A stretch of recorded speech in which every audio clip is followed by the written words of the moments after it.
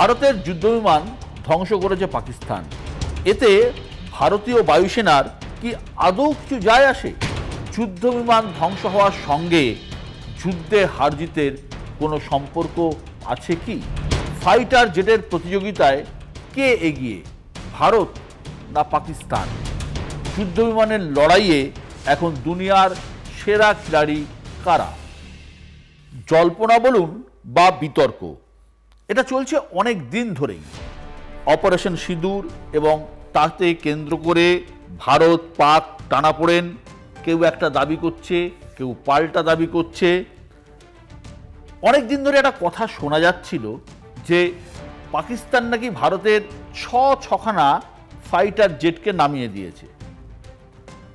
এখন দাবি তো অনেক কিছুই হতে পারে, সরকারি স্তরে যতক্ষণ পর্যন্ত তার স্বীকৃতি না আসছে, তার কনফার্মেশন না আসছে, আমরা বলতে পারি না যে কি হয়েছে বা কি হয়নি। শেষমেশ সিঙ্গাপুরে ভারতের সিডিএস অর্থাৎ chief of defence staff Anil Chauhan বিদেশি সংবাদ মাধ্যমকে দেওয়া সাক্ষাৎকারে ইঙ্গিত দিয়েছেন যে হ্যাঁ, ভারতের বিমান ধ্বংস হয়েছে। কটি বিমান ধ্বংস হয়েছে? 6টির কথা তিনি অস্বীকার করেছেন, কিন্তু বিমান ধ্বংস যে হয়েছে সেটা তিনি জানিয়েছেন। এখন যুদ্ধ হলে একদল ক্ষতিগ্রস্ত হবে আর এক দলের কিছুই হবে না, এমন তো হতে পারে না। এই দেখুন না, রাশিয়ার কাছে ইউক্রেন তো কোনো শক্তিই নয়, কিন্তু কিভাবে ইউক্রেন রাশিয়ার এতগুলো প্লেনকে ধ্বংস করে দিল, এতগুলো জায়গায় হামলা চালালো। এখন এই ধরনের যুদ্ধে কার বেশি ক্ষতি হলো বা কার কম ক্ষতি হলো, তার উপর কি যুদ্ধের ফলাফল নির্ভর করে? ইতিহাস কিন্তু তা বলে না। পৃথিবীর ইতিহাসে যদি বলেন সবথেকে কুখ্যাত বা বিখ্যাত যুদ্ধ হলো দ্বিতীয় বিশ্বযুদ্ধ।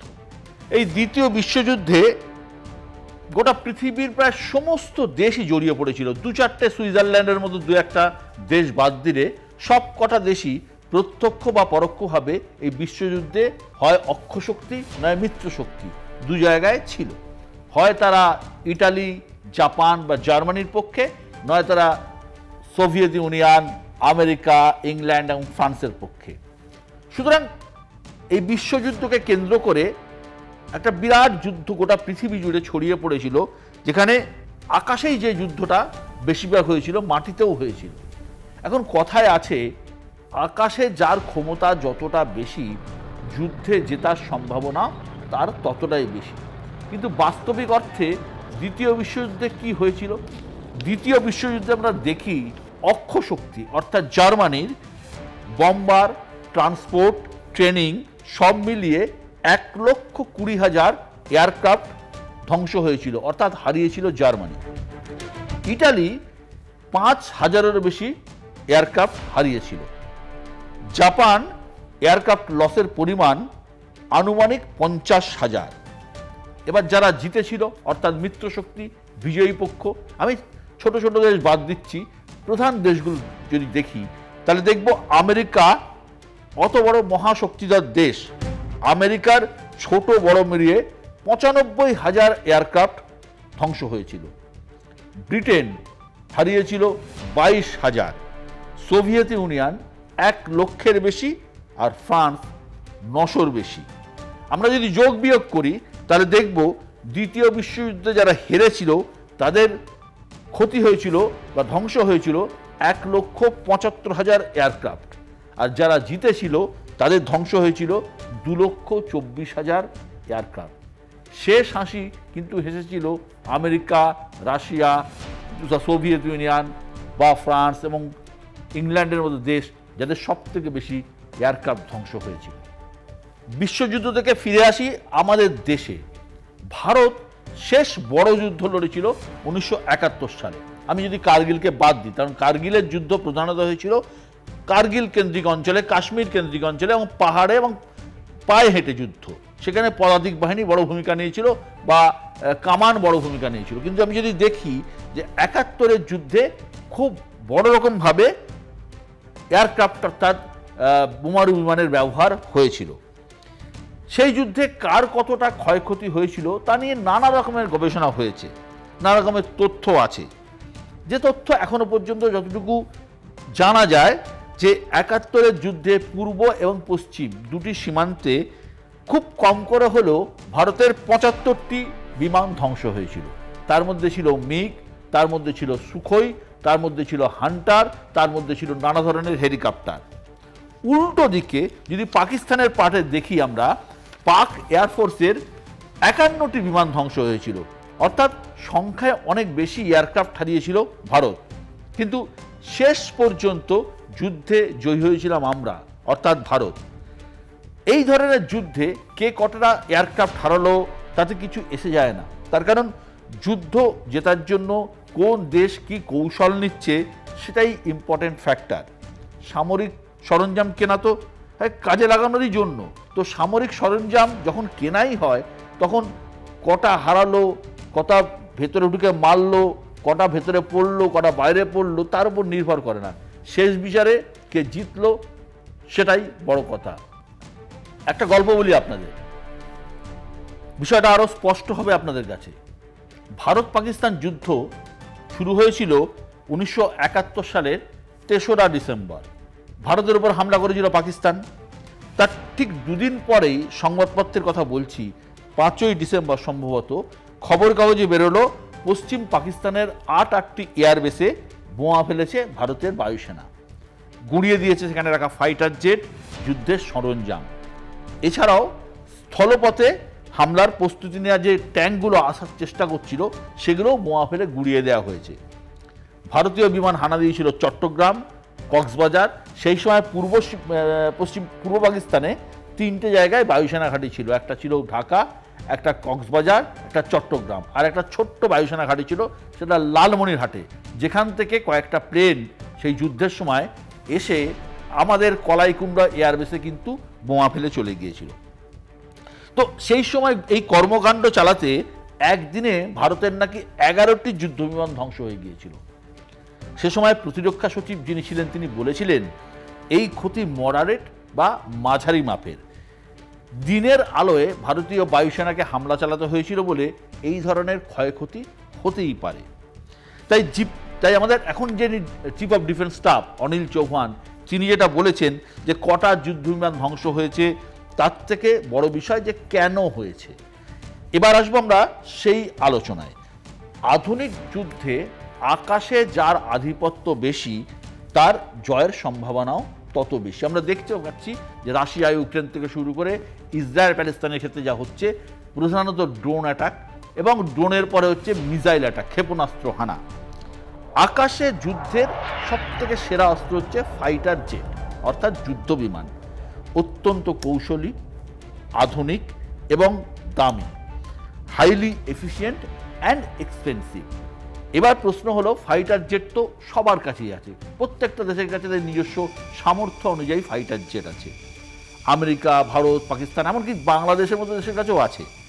কিন্তু কার কাছে কতটা কোয়ালিটির আছে এখানেই হচ্ছে বড় প্রশ্ন। দেখতে হবে যার কাছে যতটা ভালো কোয়ালিটির ফাইটার জেট আছে এই ধরনের যুদ্ধে সে ততটাই কিন্তু এগিয়ে।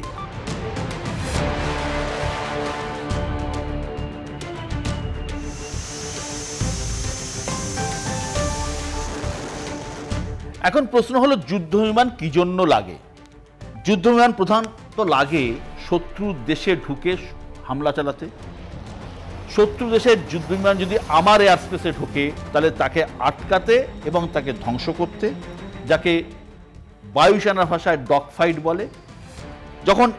কিন্তু এখন এয়ার ডিফেন্স সিস্টেম যে স্তরে পৌঁছে গেছে তাতে একটা দেশের মধ্যে ঢুকে আপনি অ্যাটাক করে চলে ফিরে আসবেন এরকম নিশ্চয়তা কিন্তু নেই। আমরা দেখেছিলাম যে কিছুদিন আগে অভিনন্দন বর্তমানের প্লেন কিন্তু ভেঙে পড়েছিল যে পাকিস্তান এয়ার স্পেসে। সুতরাং এই যুদ্ধবিমানের কাজগুলো এখন অনেকটাই কঠিন হয়েছে। এখন কোনো দেশে ঢুকে হামলা চালাতে গেলে তাদের রাডারে ধরা পড়ে যাওয়ার ভয় আছে। শত্রু দেশের রাডারে ধরা পড়লে কি হবে, মুহূর্তের মধ্যে ক্ষেপণাস্ত্র হানা হবে। আবার ডগ ফাইট যখন হয়, যখন দুটো বিমান মুখোমুখি হয়, তখন যেটা হয় তখন হচ্ছে যে বিমান আরেক বিমানকে আগে দেখে ফেলবে তখন সে আকাশ থেকে আকাশ ক্ষেপণাস্ত্র ছুড়বে এবং এই ধরনের ক্ষেপণাস্ত্রকে মোকাবিলা করার অত্যন্ত কম সময় লাগে, সুতরাং বিমান ধ্বংস হওয়া অনিবার্য। এখন আরও একটা বড় প্রশ্ন আছে যে রাডার, এই রাডার সিস্টেমকে ফাঁকি দেওয়া কিন্তু অত্যন্ত কঠিন। তার কারণ এখনো পর্যন্ত যে যুদ্ধ বিমানগুলো আমরা দেখেছি বা আমাদের আছে বা অন্যান্য দেশের আছে, 2-3টে দেশ বাদ দিলে, এই রাডারকে ফাঁকি দিয়ে যে কোনো দেশের এয়ার স্পেসে ঢুকে শত্রুপক্ষকে মিসাইল ছুড়ে বা বোমা ফেলে ক্ষতি করে ফিরে আসার সম্ভাবনা কিন্তু কম, কারণ রাডারে ধরা পড়ে যাওয়ার চান্স আছে। অর্থাৎ আপনাকে এয়ার টু এয়ার মিসাইল ছুটতে গেলে, যে আকাশ থেকে আকাশে মিসাইল ছুটতে গেলে আপনাকে ছুটতে হবে। আপনারা জানেন যে এই কয়েকদিন আগেই যে যুদ্ধ হয়ে গেল, সেখানে ভারতের বায়ুসেনার কোনো বিমান কিন্তু পাকিস্তানের এয়ার স্পেসে ঢোকেনি। তারা কিন্তু ভারতের আকাশ থেকেই ক্ষেপণাস্ত্র ছুঁড়েছিল, কিন্তু তবুও বিমান ধ্বংস হয়েছে। তার কারণ যেটা অনিল চৌহান বলেছেন যে কেন হলো, সেটা পর্যালোচনা করাই সবচেয়ে বড় বিষয়। এখন আমাদের যে এবারের যুদ্ধে যেটা হয়েছিল, আমাদের যে বিমান দুটো ব্যবহার করা হয়েছিল প্রধানত রাফাল এবং সুখোই, রাফাল, মিগ, এগুলো সব, রাফাল যদিও আধুনিক কিন্তু এগুলো সব 4th জেনারেশনের বিমান। এখন চলছে 5th জেনারেশন। এই 5th জেনারেশন আর 4th জেনারেশন কি, এটা কিন্তু বিরাট একটা গ্যাপ রয়েছে 4th এবং 5th-এর মধ্যে।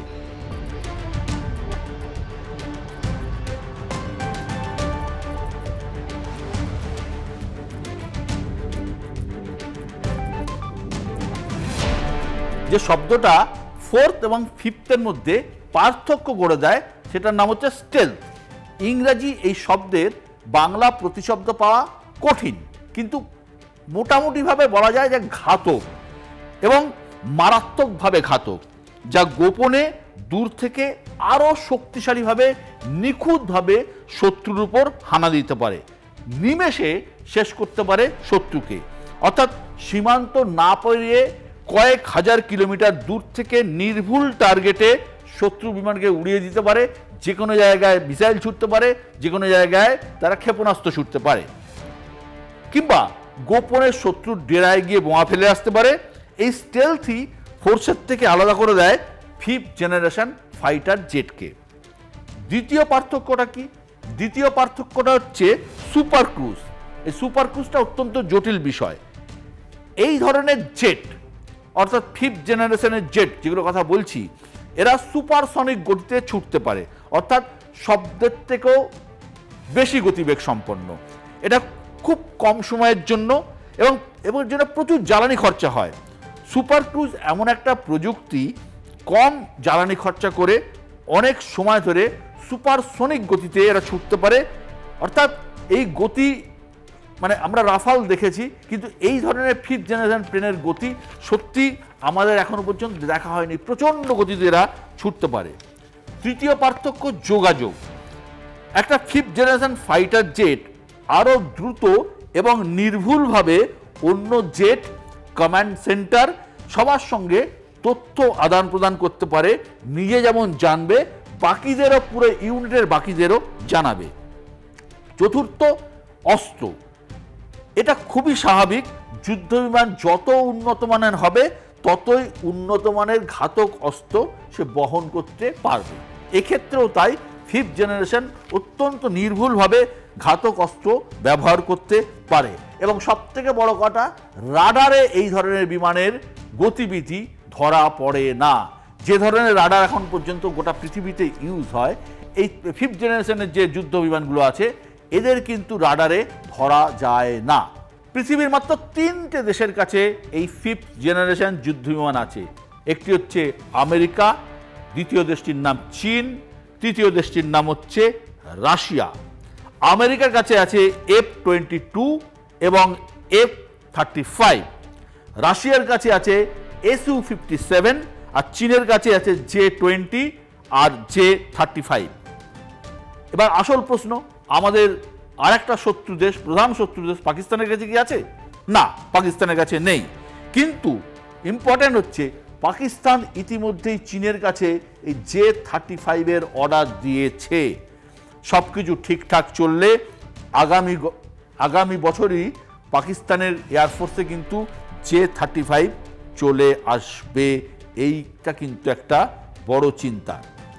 ভারত সিদ্ধান্ত নিয়েছে এই ধরনের 5th জেনারেশন যুদ্ধ বিমান তারা নিজেরাই তৈরি করবে।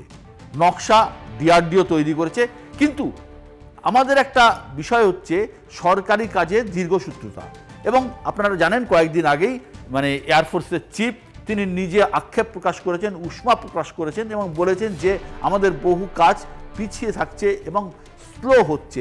এই স্লো হতে দেওয়া যাবে না, কারণ তারা ডিফেন্সের লোক, তারা সময়ে কাজটা শেষ করতে চান। এটা কিন্তু আমাদের একটা বড় সমস্যা। সরকার চাইছে হ্যাল যেমন সরকারি সংস্থা অর্থাৎ হিন্দুস্তান অ্যারোনটিক্স লিমিটেড, তাদের পাশাপাশি বেসরকারি সংস্থাও এগিয়ে আসুক এই যুদ্ধ বিমান তৈরির কাজে। এই অ্যাডভান্স মিডিয়াম কমব্যাট এয়ারক্রাফট বা অ্যামকার প্রথম লটের প্রোটোটাইপ সামনে আসার কথা 2031 সালে। যুদ্ধের ময়দানে ভালো সংখ্যায় অ্যামকা পেতে আরও কয়েক বছর লেগে যাবে।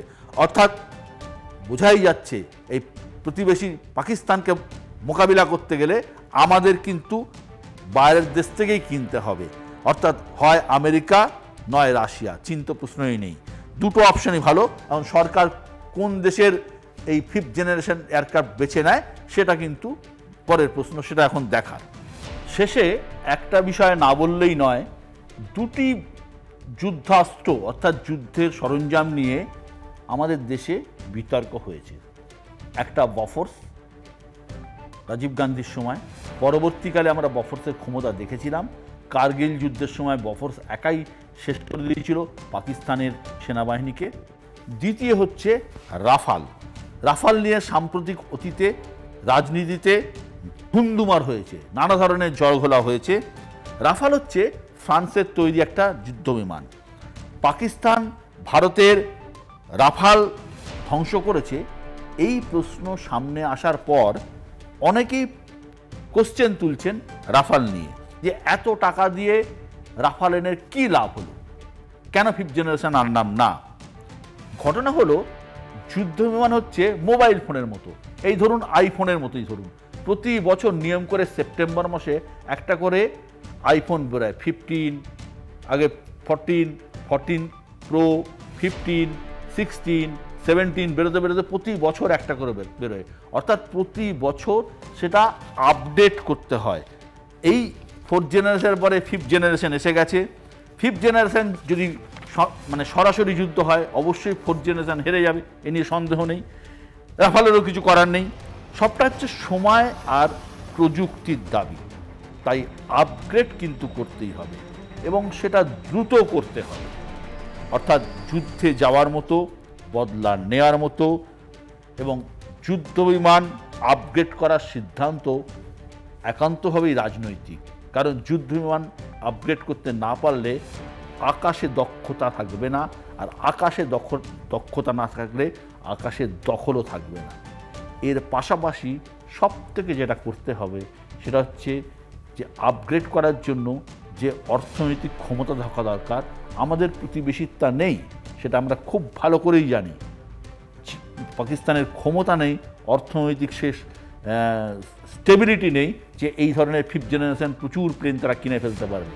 কিন্তু ভারতবর্ষের মতো বৃহত্তম গণতন্ত্রের সে ক্ষমতা আছে, পৃথিবীর অন্যতম বৃহত্তম অর্থনীতির সে ক্ষমতা আছে।